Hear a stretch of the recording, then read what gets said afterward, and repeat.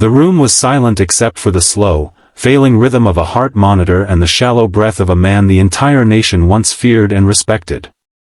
The great commander, Jonathan Hale, lay motionless in a hospital bed, his skin pale, his eyes barely open, and his strength slipping away minute by minute.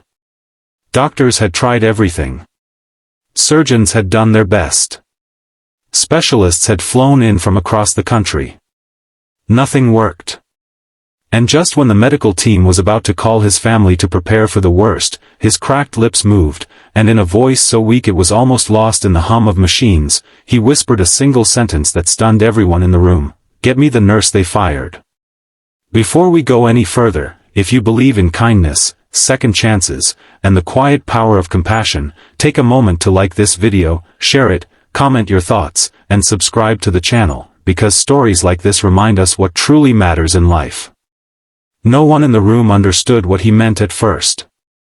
The commander was known for his discipline, his iron will, and his strict standards. He had led thousands of soldiers, survived countless missions, and faced danger without fear. Yet now, at the edge of death, he was calling for someone who no longer worked there, a nurse dismissed months earlier under circumstances few fully understood. His family stood frozen. The doctors exchanged uneasy glances.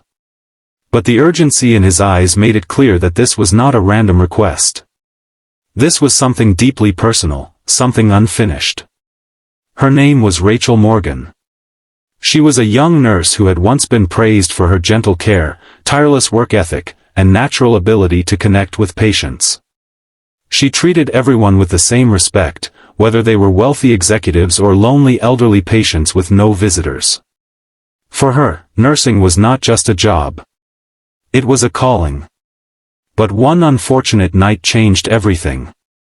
A medical emergency involving another patient led to a misunderstanding, and despite a lack of clear evidence, blame fell on Rachel. Hospital management, fearing legal trouble and public backlash, dismissed her quietly. Her reputation was stained overnight, and job offers disappeared. She returned to her small apartment in Ohio, broken and unsure of her future, carrying the heavy weight of injustice and shame. Rachel tried to rebuild her life. She worked in a local clinic, volunteered at shelters, and took online courses to improve her skills. Yet every night, doubt whispered in her mind, asking if she would ever be trusted again. She missed the hospital, missed the intense pace, the life-or-death moments, and the chance to truly make a difference. Still, she held on to hope, believing that truth had a way of revealing itself eventually. Back in the intensive care unit, Commander Jonathan Hale drifted between consciousness and memory. His life replayed in fragments, harsh battlefields, distant skies, long nights away from home, and moments of regret. But one memory stood brighter than the rest. Months earlier, after a complicated surgery, he had awakened in unbearable pain and fear. In that vulnerable state, it was Rachel who had stayed by his side. She adjusted his pillow, wiped his brow, and spoke softly until his breathing slowed. She listened as he shared stories he had never told anyone, stories of loss, guilt, and the heavy burden of leadership. She never judged him. She never interrupted. She simply cared. And in that fragile moment, she became the one person who saw him not as a commander, but as a tired man carrying invisible wounds. When Rachel was fired, Jonathan had still been recovering. By the time he learned what happened, she was gone. He tried to investigate, but his condition worsened, and the issue slipped away amid his own medical struggles. Now, facing death, he realized she held something vital, not medicine, not treatment, but a truth and comfort his soul desperately needed. Hospital administrators hesitated, but the family insisted. After hours of searching, they found Rachel's contact information. When the call reached her, she was sitting in a quiet break room, finishing a long shift. Hearing the commander's name sent a shock through her.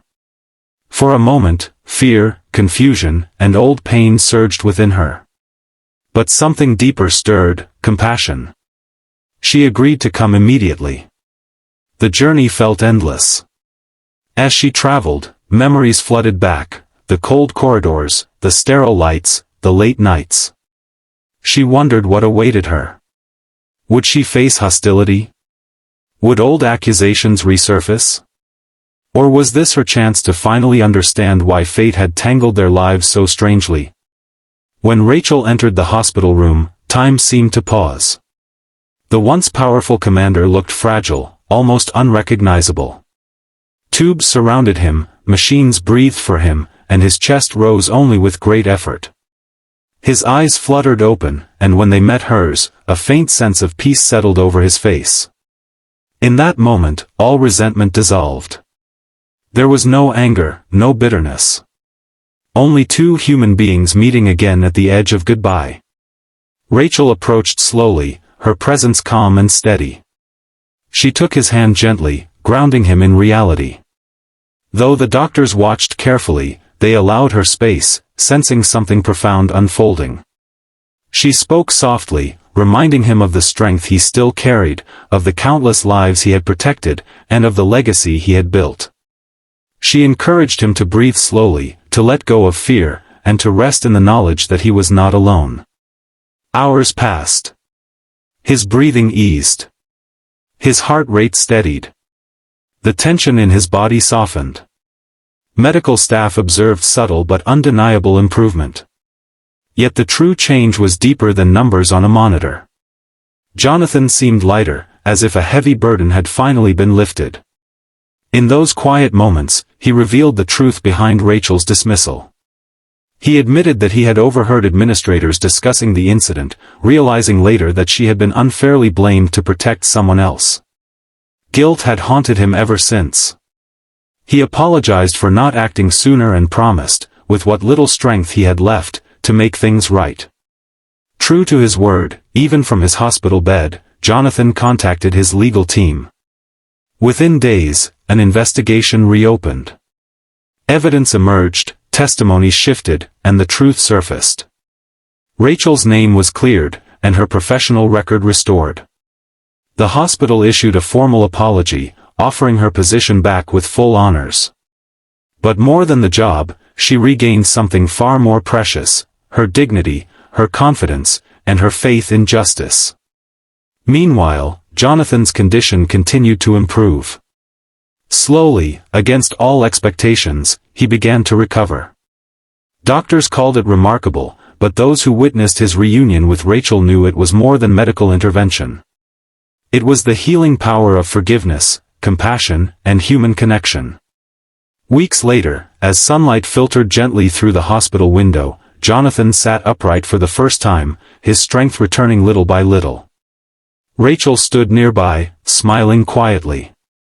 They shared a moment of understanding, knowing their encounter had changed them both.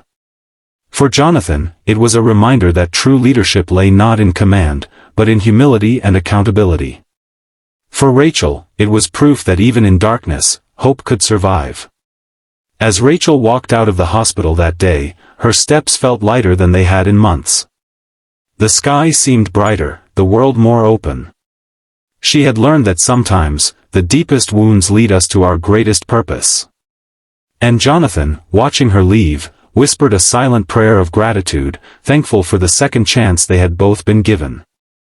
If this story touched your heart, reminded you of the power of compassion, or made you believe again in second chances, please take a moment now to like this video, share it with someone who needs hope, and subscribe to our channel so more meaningful stories can reach those who need them most. And before we end, write in the comments one word that describes how this story made you feel. Your words matter more than you know.